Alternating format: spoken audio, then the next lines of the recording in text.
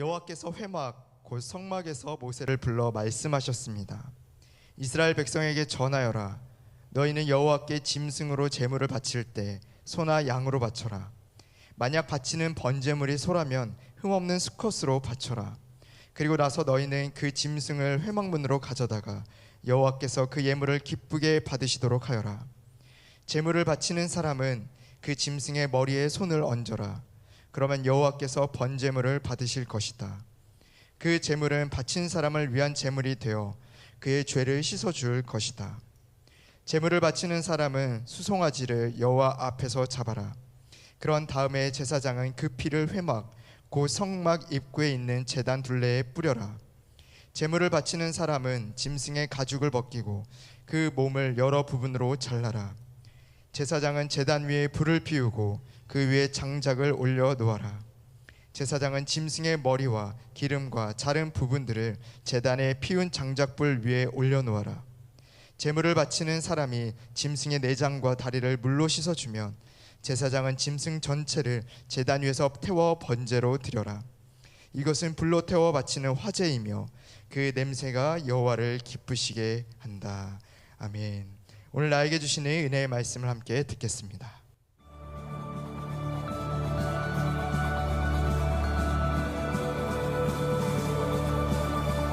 이 성경에 기록된 인류의 놀라운 구원 드라마에 있어서 하나님은 단지 주역을 맡은 분 이상이라는 거예요.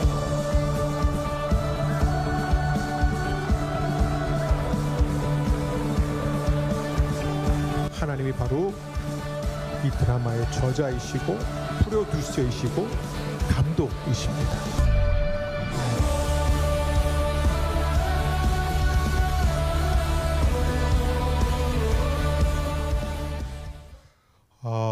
저희 교육자 가족 모두 수련회 잘 다녀왔습니다. 속초 쪽으로 갔는데 서울보다 더 덥더라고요. 그런데 저희가 물속에 있어서 괜찮았습니다. 또 많은 성도님들이 또 기도해 주시고 또 이렇게 후원해 주셔서 저희가 잘 먹고 또 잘 이렇게 교제하면서 돌아왔습니다. 8월 한 달은 우리 교역자들이 1부, 2부, 3부 다양하게 말씀을 전하게 됩니다. 더 나아가 우리 목사님들, 전도사님들이 중고등부 예배도 들어가고 초등부 예배도 들어가고, 그래서 우리 교회가 한 사람에 의해서 움직이거나 몇 사람에 의해서 움직이는 것이 아니라 모두에 의해서 함께 움직이는 유기적인 교회라는 것. 그래서 이제 8월 한 달 저희가 또 외부 강사 목사님도 한번 초대하고요. 그래서 저희가 다양하게 골고루 영양가 있는 말씀을 나누고자 합니다. 그리고 이 오늘부터는 이제 아마 네 번에 걸쳐서 이제 레위기 중심으로 복음 이야기를 함께 나누게 되는데, 이 레위기는 성경에서 가장 인기 없는 책들 중에서 가장 인기 없는 책입니다. 그래서 사람들이 이거 옛날 구약의 이스라엘 사람들이 드리던 제사와 제물을 왜 우리가 그거에 대해서 배워야 되느냐. 여러분, 창세기는 죄로 인해서 타락한 인간을 우리에게 보여주고 있고, 출애굽기는 그 죄로부터 구원하시는 하나님의 놀라운 구원을 다룬다면, 레위기는 인간이 어떻게 죄 사함을 받고 하나님을 기쁘시게 하는 자리로 나아가는지, 즉 예배를 통한 회복을 우리에게 보여주고 있습니다. 여러분 정말 기대하셔도 좋습니다. 그 파이팅 스피릿으로 우리 이규석 전도사님 나와서 일부가 아니라 전부를 원하신다. 우리 전도사님 다운 제목이죠. 우리 큰 박수로 한번 격려해 주시면 감사하겠습니다. 함께 기도하고 말씀 보겠습니다. 하나님, 이 시간 우리를 위해 이 땅에 오신 그 예수 그리스도, 우리의 최고의 대제사장이신 예수님을 바라보며 나아갑니다. 말씀의 은혜 가운데 나가오니 우리에게 말씀하여 주옵소서. 예수님의 이름으로 기도합니다. 아멘. 담임 목사님께서 말씀하셨듯이 이번 8월 한 달간은 레위기를 살펴보면서 레위기 안에 예수님의 복음을 찾는 시간을 가지려고 합니다. 여러분, 그 레위기 하면 어떤 이미지가 생각이 나세요? 아까도 얘기했지만 따분하고 재미없고 지루한 책이라고 우리가 생각하잖아요. 그런데 거기에 더해서 레위기를 보면요, 막 뭐뭐 해라, 뭐뭐 하지 마라, 뭐 먹지 마라, 뭐 만지지 마라 등 이 율법 규례들이 계속 나오는 책이 바로 레위기예요. 그래서 그 빌나 가온이라는 랍비가 그런 연구를 했는데 구약에 약 613개의 계명이 나온대요. 그런데 레위기에만 251개가 나온대요. 그러니까 약 3분의 1의 율법 규례들이 레위기에 나오니까 성경 일독을 하면서 창세기 출애굽기 끝까지는 잘 읽었지만 레위기에서 내 위기가 되는 거잖아요. 그죠? 네. 그런데 우리가 이렇게 생각해 봤으면 좋겠어요. 이 레위기라는 책이 단순히 뭐 해라, 뭐 하지 마라 그러한 지루한 책이 아니라 이 레위기에서 말하는 이 제사, 또 제사장직, 또 이 절기에 대한 이 모든 것들은 결국 예수님을 가리키는 그림자 역할을 한다라는 거예요. 또한 이 거룩한 하나님과 부정한 인간이 어떻게 교제를 하고 예배를 할 수 있는지에 대한 책이 바로 레위기라는 책이거든요. 그래서 우리가 이런 생각을 갖고 레위기를 보면 또 다른 하나님의 새로운 복음의 은혜가 임하게 될 줄 믿습니다. 오늘 그래서 저는요, 우리가 읽은 이 레위기 1장 1절에서 9절의 말씀을 의지하여 일부가 아니라 전부를 원하신다라는 제목으로 이 레위기 안에 어떠한 예수님의 복음이 있는지 살펴보기를 원합니다. 그래서 총 3가지로 나누려고 하는데요. 첫 번째는 제사의 이유, 그리고 두 번째는 제사의 목적, 그리고 세 번째는 제사의 의미에 대해서 나누도록 합니다. 첫 번째, 제사의 이유예요. 하나님이 왜 이스라엘 백성에게 이 제사법을 알려주셨을까? 이것을 우리가 알기 위해서는 이 레위기가 쓰여진 그 배경을 우리가 알아야 되거든요. 레위기의 배경은 이렇습니다. 400년간 노예 생활을 하였던 이스라엘 백성들이 하나님의 전적인 은혜와 인도하심으로 출애굽을 하죠. 그리고 그 출애굽 직후가 바로 레위기라는 거예요. 그런데 이제 출애굽을 한 그 이스라엘 백성들을 하나님께서 시내산으로 인도하셨잖아요. 그리고 그 시내산에서 모세와 함께 하나님의 언약을 맺는데 출애굽기 32장을 보니까 어떤 사건이 일어납니까? 바로 금송아지 사건이 일어나잖아요. 시내산 위에서는 하나님과 모세가 이제 이스라엘 백성들이 어떻게 인도하실까, 어떻게 하나님을 예배할까 그 언약을 맺고 있는데 시내산 밑에서는 우리 모세가 안 보여요 그러면서 두려운 마음에 자기를 위해 금송아지를 만들죠. 그리고 그 금송아지를 향해 이 금송아지가 우리를 애굽에서 인도해낸 여호와 하나님이야 라고 하면서 그 금송아지를 예배하잖아요. 여기서 하나님과의 언약의 관계가 와장창 깨지죠. 그리고 나서 하나님이 명령하신 대로 회막, 성막을 다 지은 다음에 여호와 하나님께서 누구를 부르세요? 모세를 부르시잖아요. 그 장면이 바로 오늘 레위기 1장 1절이에요. 우리 1절을 한번 볼까요? 여호와께서 회막 곧 성막에서 모세를 불러 말씀하셨습니다. 하나님이 먼저 모세를 부르시는 장면으로 레위기를 시작해요. 그래서 레위기는 히브리어로 바이크라라는 말인데 즉 하나님께서 부르시다라는 거죠. 그래서 레위기를 보면은 1장부터 7장까지 5대 제사, 번제, 소제, 화목제, 속건제, 속제제에 대해서 이야기를 하고 어떻게 제사를 드려야 되는지, 왜 드려야 되는지 그 규례들을 이야기를 하는데 여기서 질문이에요. 왜 하나님은 이 시점에서 이스라엘 백성들에게 제사법을 알려주셨을까요? 그 이유는 바로 하나님은 그 죄를 짓고 반역을 밥 먹듯이 하는 그 이스라엘 백성들을 포기하지 않으셨기 때문이라는 거예요. 포기하지 않으셨을 뿐만 아니라 그들과 친밀한 교제를 하기 위해 제사법을 알려주셨다라는 거죠. 그러면 이렇게 생각할 수 있어요. 아니, 하나님이 그렇게 이스라엘 백성들을 좋아하시면 그냥 와서 그들과 교제를 하시면 되는 거 아니야? 라고 생각할 수 있잖아요. 저만 그렇습니까? 아무도 세 사람만 그러시는 것 같아요. 근데 그렇게 생각할 수 있잖아요. 그런데 거룩한 하나님이 부정한 인간과 관계를 맺기 위해선 필요한 조건이 딱 한 가지가 있었어요. 그게 뭐예요? 바로 거룩함이에요. 거룩함. 하나님의 성품은 거룩함이에요.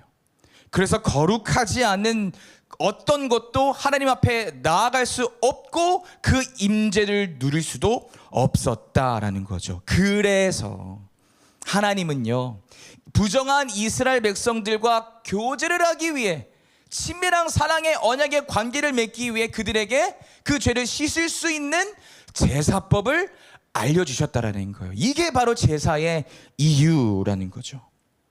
그러니까 다시 말해서 이 제사법을 하나님께서 이스라엘 백성에게 주신 이유는 너희들 또 반역했지, 너희들 또 불평불만했지, 죄를 지었지, 그러니까 너희들에게 벌을 줄 거야, 그러면서 제사법을 주신 게 아니라는 거예요.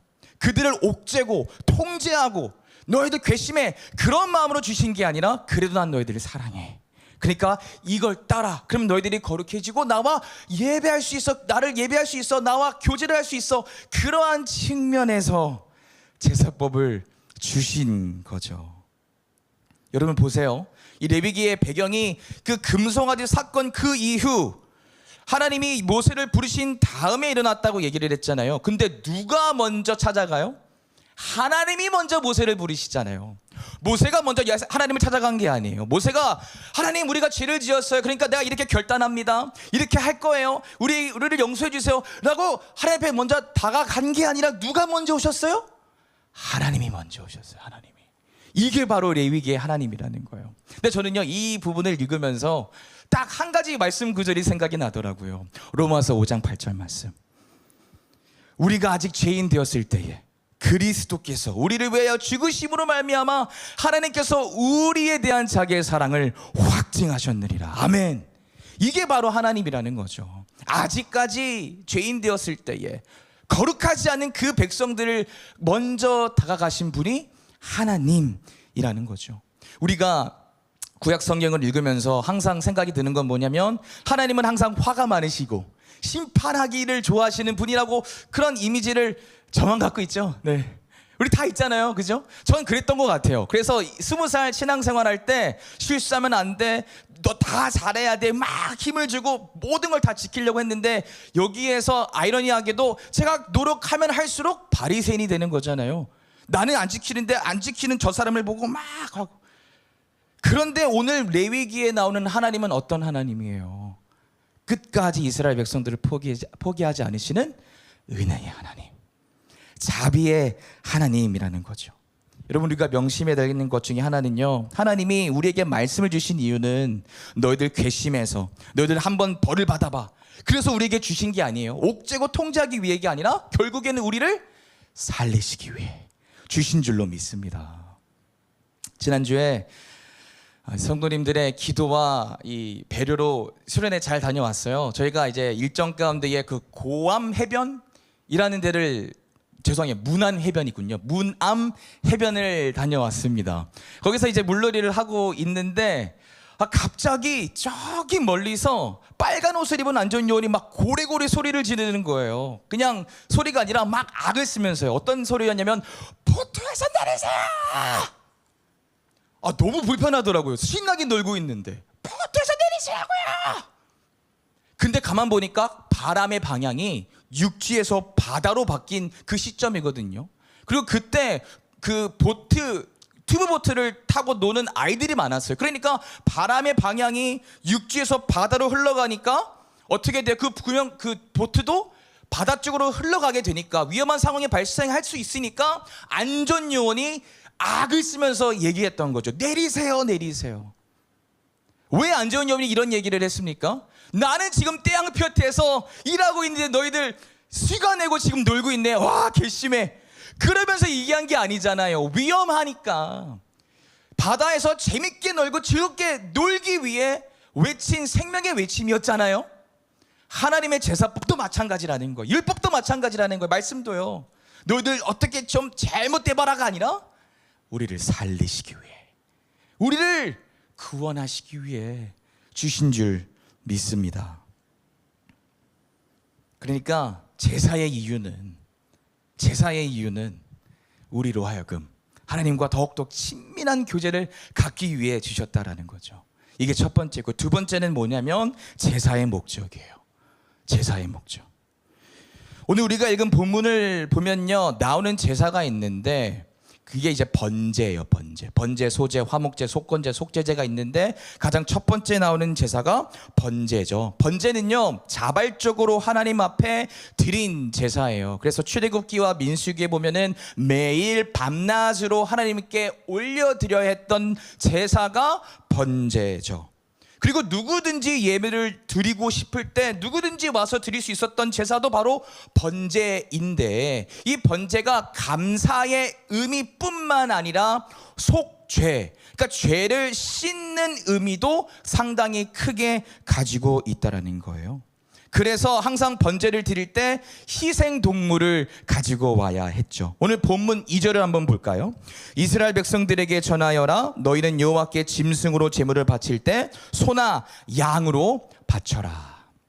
아멘. 여기서 이제 소나 양으로 바치라라고 얘기를 했는데, 하나님께서는요, 차별 없이 누구나 하나님 앞에 나와 예배할 수 있게끔 소나 양뿐만 아니라 각자의 형편에 맞게 새, 그러니까 비둘기 새끼까지 받으신다라고 이야기를 하셨어요. 이 말인즉슨 돈이 있는 사람이나 없는 사람이나 차별 없이 누구나 하나님 앞에 나올 수 있었다라는 거죠. 그러니까 하나님께서 우리에게 관심이 있어 하시는 것은요, 재물의 형태와 재물의 크기가 아니라 그 재물을 드리는 우리의 중심이다, 마음이다 라는 거예요. 그래서 3절에는 이렇게 이야기를 하잖아요. 여호와께서 그 예물을 기쁘게 받으시도록 하여라. 어떠한 재물을 갖고 왔든지 상관없이 내 마음을 다하여 하나님 앞에 가져다 주면, 설령 그 재물이 보잘것없는 비둘기 새끼라 할지라도 하나님은 그것을 기쁘게 받으신다라고 하는 거예요. 근데 이 맥락도 우리 사랑이 많으신 예수님이 똑같이 얘기하셨죠. 마가복음 12장에 보면은 그 가난한 과부 두 렙돈 이야기를 하시잖아요. 그러면서 그 두 렙돈을 낸 그 과부가 거기에 있는 모든 사람들보다 더 많이 냈다. 왜요? 그 가난한 과부는 전부를 드렸기 때문에. 전부를. 오늘 이 아침에 여러분들은 어떠한 환경과 마음가짐으로 이 예배에 왔는지 저는 몰라요. 그러나 제가 아는 한 가지는 있어요. 그것은 뭐냐면, 하나님이 우리에게 원하시는 것은 이 예배의 횟수, 예배 참석률, 그게 아니라 내가 한 번 예배를 드릴지라도 그 예배에 우리의 전심을 다해 드리는 그 마음이라는 거예요. 여러분의 마음이 만약에 비둘기같이 보잘것없이 세상의 문제와 어려움 때문에 막 갈기갈기 찢어진 그 마음 상태입니까? 그래서 이 상태로 어떻게 하나님의 예배하러 가지? 저 사람은 저렇게 잘 사는 것 같은데 왜 나는 이러지? 그런 마음 상태로 오셨다고 한다면 하나님의 위로와 격려의 말씀을 드리고 싶어요. 그 비둘기 같은 그 마음일지라도 하나님 앞에 드릴 때 하나님은 기쁘게 받으시는 줄 믿습니다. 하나님 앞에 드리는 우리의 예배가 하나님이 기뻐하시는 예배가 될 줄 믿습니다. 희생 동물을 갖고 와야 하는 이 번제는요, 이 속죄의 의미도 있다고 그랬잖아요. 그래서 그 가죽을 죽여서 그 피를 제단 사방에 다 뿌리고 내장을 다 제거하고 각을 뜨고, 번제 같은 경우에는 모든 그 동물의 부분들을 다 태워 주님께 올려드렸어요. 모든 부분들. 그러니까 희생 제물을 필요로 하는 화목제, 속건제, 속죄제와는 달리 번제는요, 모든 것을 다 태워 하나님께 드립니다라는 의미를 갖고 있는 거예요. 그래서 오늘 본문 9절에는 이렇게 이야기를 하죠. 제물을 바치는 사람이 짐승의 내장과 다리를 물로 씻어주면 제사장은 짐승 전체를 제단 위에서 태워 번제로 드려라. 이것은 불로 태워 바치는 화제이며 그 냄새가 여호와를 기쁘시게 한다. 그러니까 번제는 한마디로 각자의 형편에 맞게 흠이 없는 동물을 가져다가 자신이 지은 죄를 그 동물 머리에 안수하여 죄를 옮기는 거예요. 죄가 있는 인간이 무죄한 동물에게 죄를 옮기고 그 무죄한 동물을 죽임으로 씻음을 받는 것을 상징한다라는 거죠. 그래서 이 제사의 목적은 결국 나의 부정함을 씻어내는 데 있다라는 겁니다. 그러면 세 번째, 제사의 의미입니다. 제사의 이유는 하나님이 부정한 이스라엘 백성들과 함께 친밀한 교제를 위해서 주셨다고 얘기했죠. 그리고 두 번째 제사의 목적은 그 부정함을 씻기 위하여. 그리고 마지막 세 번째 제사의 이 의미입니다. 제사는 무엇을 의미하는가? 여기서 제가 또 세 가지로 좀 나눠봤는데, 첫 번째는요, 제사는 무엇을 의미하는가? 제사는 파격적인 하나님의 사랑을 의미해요. 파격적인. 하나님이 말하신 이 제사는요, 이때 당시 고대 근동 사회의 제사와는 완전히 달랐던 제사 형태였어요. 고대 근동 사회의 사람들이 생각하는 신은요, 두려움의 대상이었어요. 그래서 어떻게 해서든 그 신의 노여움을 풀기 위해 온갖 좋은 음식과 동물을 바치는 게 이때 당시 고대 근동 사회의 제사였어요. 그러나 우리 하나님은 완전히 파격적인 방법을 우리에게 주셨죠. 그것은 뭐예요? 먼저 신이 인간에게 다가간 거예요. 신이 인간에게. 그리고 하나님은 필요하기 때문에 제사를 우리에게 허락하신 게 아니라 우리와 교제하는 수단으로, 예배하는 수단으로 우리에게 주셨다라는 거예요. 이게 그래서 종교와 다른 거예요. 이것은 마치 왜 우리 이제 옛날 조상의 이제 조상을 이제 명절 때 제사상 차리잖아요. 제사상 거하게 차리는 이유가 뭐예요? 제사상 안 차리면 조상이 우리를 해코지할 수 있으니까. 그런 두려움이 이때 당시에 고대 근동 사회의 다른 제사에서도 있었다라는 거예요. 그러나 우리 하나님은 그런 의미에서 제사를 두신 게 아니라 오직 하나님과의 관계를 위해서, 교제를 위해서. 두 달 전에 이탈리아, 그리스 성경토 다녀왔잖아요. 이탈리아에서 이탈리아인가 그리스에서 그 파르테논 신전도 보고 그 아폴로 신전도 보고, 그 신전도 사람이 어떻게 이걸 지었을까 생각이 들지만 그 신전도 어떤 신전이었어요? 신의 노여움을 달래는 신전이었잖아요. 그래서 아리스토텔레스 고대 그리스 철학자가 이런 얘기를 했잖아요. 신을 숭배하고 노여움을 잠재울 수 있는 것은 가능하겠으나 신과 친밀한 교제를 맺는 것은 불가능하다. 근데 이 불가능한 일을 행하신 분이 누구예요? 우리 하나님이잖아요.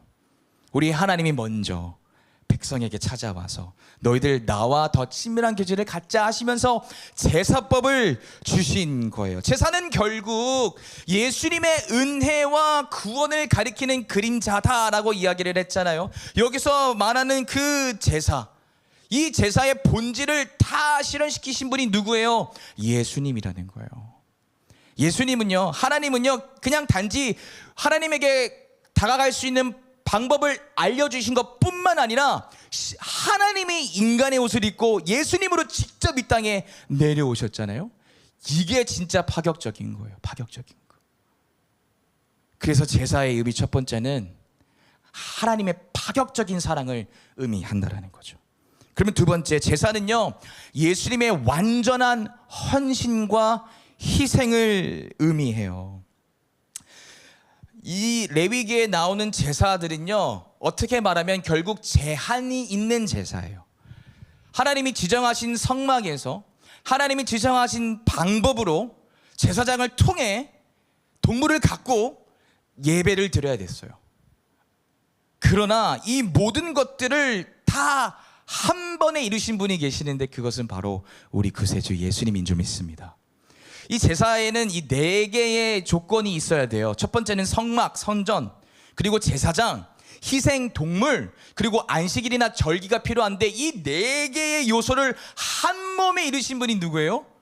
우리 예수님이잖아요. 우리 예수님이잖아요. 그래서 히브리서 9장 12절엔 이렇게 이야기를 하죠. 그리스도는 단번에 지성소로 들어가셨습니다. 그분은 염소나 송아지의 피가 아닌 자신의 피를 가지고 지성소로 들어가셔서 우리를 죄에서 완전히 자유롭게 해주셨습니다. 아멘. Once for all. 단 한 번의 제사로. 이제는 우리는요, 그 구약에 나온 그 형식대로가 아니라 예수님의 피로 힘입어 하나님 앞에 자유롭게 나갈 수 있게 됐다는 거예요. 그래서 성전에 가지 않아도 주일만 아니라 에브리데이 하나님 앞에 예배할 수 있게 되었다. 이게 바로 예수님이 우리에게 보여주신 은혜와 사랑인 줄 믿습니다. 그래서 예수님, 이 제사는 예수님의 희생 그리고 헌신을 의미하죠. 번제는 남김없이 다 태워 주님께 드린다라고 얘기를 했잖아요. 예수님 그분이 자기의 모든 것을 피와 물 다 쏟아내고 전부를 다 우리를 위해 주신 줄 믿습니다. 그렇기 때문에 십자가에 달려 죽으시고 부활 3일 만에 하신 그 예수님으로 인하여 이제 우리는 언제나 그 하나님과 연결되는 그 귀한 특권을 가졌다라는 거죠. 이게 바로 예수님의 완전한 희생과 헌신 때문이다. 제사는 그것을 의미한다. 그리고 마지막 제사가 의미하는 것은 우리의 하나님을 향한 우리의 헌신을 의미한다라는 거예요. 예수님도 새롭고 산 길을 자신의 전부를 드림으로써 우리에게 주셨잖아요. 그래서 이제 우리는요, 일부분만 아니라 전부를 가지고 하나님 앞에 나갈 수 있게 된 거예요. 예수님 때문에 안식일에만 안식을 누릴 수 있는 게 아니라 안식일이 아닌 월, 화, 수, 목, 금, 토, 요, 일에도 하나님의 임재와 평화를 누릴 수 있게 된 줄 믿습니다. 그래서요, 빌립보서 4장 6절 7절에는 이렇게 이야기를 하잖아요. 아무것도 염려하지 말고 다만 모든 일에 기도와 간구로 너희 구할 것을 감사함으로 누구에게요? 하나님께 아니라 그리하면 모든 지각에 뛰어난 하나님의 평강이 누구 안에서? 그리스도 예수 안에서 너의 마음과 생각을 지키시리라. 아멘.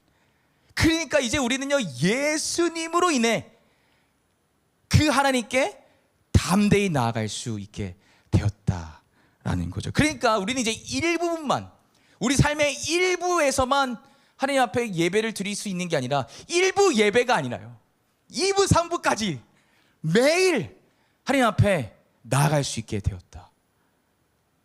우리 예수님은요, 우리의 전부를 원하세요.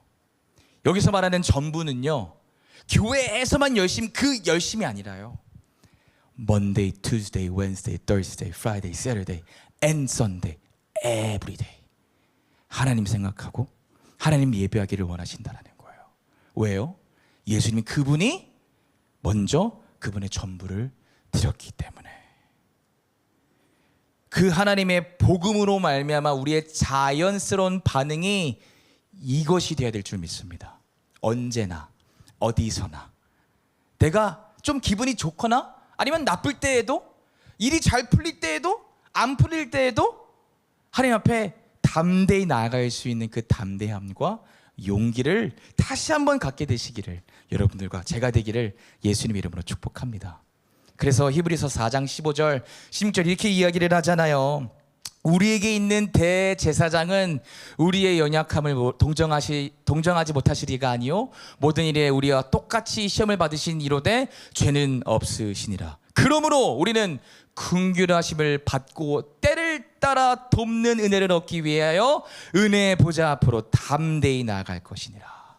아멘. 우린 부족해도요, 우리는 흠이 있고요, 연약해도요, 가장 완벽한 흠이 없는 죄도 모르신 그 예수님이 직접 죄가 되어서 십자가에 달려 죽으시고 부활하셨기 때문에 이제 우리는요, 아무 때나 하나님 앞에 나아가게 될 줄 믿습니다. 바라고 기도하는 것은요, 이 예수님의 보혈의 은혜로 날마다 하나님의 보좌 앞으로 나아가게 되시기를 바랍니다. 내가 슬플 때나 기쁠 때나, 일이 잘 될 때나 안 될 때나, 나의 상태가 좋을 때나 나쁠 때나, 언제나 누구의 이름으로요? 예수님의 이름으로 하나님 앞에 나아가게 되시는, 그래서 그 예배를 통하여 하나님으로부터 오는 온갖 좋은 은사와 선물들을 누리는 여러분들과 제가 되기를 예수님의 이름으로 축복합니다. 우리 함께 기도했으면 좋겠습니다. 이 시간 우리가 들은 말씀을 의지하여서 함께 기도하기를 원하는데, 혹시 하나님께 이런 마음의 상태로 나갈 수 있을까? 나가도 되나? 그렇게 머뭇머뭇거리고 있는 분들 혹시 계십니까? 혹시 하나님께 가지고 나온 나의 상태 혹은 재물의 종류와 크기 때문에 누구와 비교해서 열등감을 느끼고 혹은 우월감을 느끼는 분들이 혹 계십니까? 아니면 나의 상태가 복잡해서 야 이렇게 예배를 드려도 되나? 그런 분들이 있다고 하시면 오늘 말씀을 의지하면서 완벽하고 완전한 예수님의 보혈을 의지하며 하나님의 은혜의 보좌 앞으로 담대히 나아가 하나님 앞에 우리의 마음을 털어놓는 사랑의 언약의 관계를 회복하는 우리 모두가 되기를 간절히 소망합니다. 우리 이런 마음을 갖고 함께 기도하며 주님 앞으로 더 나아가도록 하겠습니다. 성령 아버지 하나님, 이 시간